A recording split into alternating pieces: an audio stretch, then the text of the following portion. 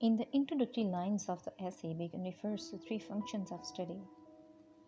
The first is delight, second, ornament, and third, ability. He elaborates three of these functions one by one. For delight is to read your books when you have free time for yourself. Books are a great companion and a source of enjoyment and privacy. The second function for ornament is to embellish your speech when you are conversing with others. The third function for ability is when we have to deal with practical affairs of life. The knowledge in books help us to plan or arrange our day to day life. Thus, he concludes here that only the learned man can deal and plan the affairs of life better than expert men. According to Bacon, excess of everything is bad. Spending too much time on studies makes you lazy. Using too much embellished language to make the conversation charming is just showing off your learning. Similarly, if you are judging all the matters of life by those bookish rules is not needed. It can just be called the whim of a scholar who is just depending on bookish knowledge and has nothing to do with the reality of life.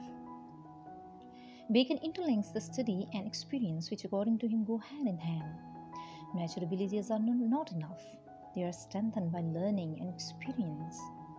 He uses a simile to explain the relation between natural abilities and studies, as he says that inherent abilities are like plants. If you leave them unnurtured, they will wither. So both of them need continuous pruning. You cannot deal with practical issues unless your bookish knowledge is controlled by practical experience. Bacon presents the attitude of different people toward books. As he says, crafty people consider the books useless because they think their knowledge is superior than books. For fool, the knowledge in the books is below their understanding. There are only wise people who make the best use of the books. They use that knowledge and assimilate it with practical affairs of life. Next, he discusses that we should take studies with open mind. That is not to involve our prejudices and contradict a point which is slightly different than ours, nor we should consider each and everything of books the ultimate truth. We should analyze. He does the classification of the books according to the attention people give to them. For him, some books should be tasted, some devoured, but only a few should be chewed and digested thoroughly.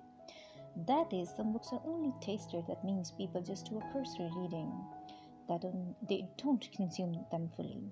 Some books are to be swallowed, that is, they are read completely but not with much labor. It seemed like reading something hurriedly. The last are the books which are read thoroughly and attentively. Then he refers to some of the books which are read by some assistants. But he cautions that such extracts of books are tasteless like distilled water. Reading develops the understanding of man. Conversation sharpens the wit of man. And the third one, writing, that makes a man precise about details. So, if one is not habitual of writing, one should have a good memory to remember the detail. If one doesn't do the discussion or conversation, he should already have a ready wit to develop the conversation.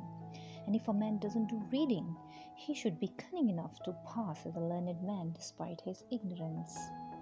Last of all, he brings out different effects of books.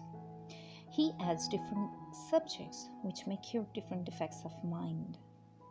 As he says, mathematics is good for those who cannot concentrate on a particular point. Histories make you wise. On the other hand, poetry is best for your wit. Then he says that those people who want to analyze and distinguish what others can do normally, they should study the scholars of Middle Ages. According to him, natural philosophy makes you thoughtful. And another subject, moral, that makes you grave.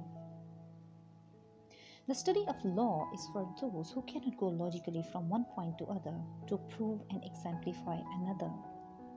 So according to him, studies can cure your mind as exercise cures your body.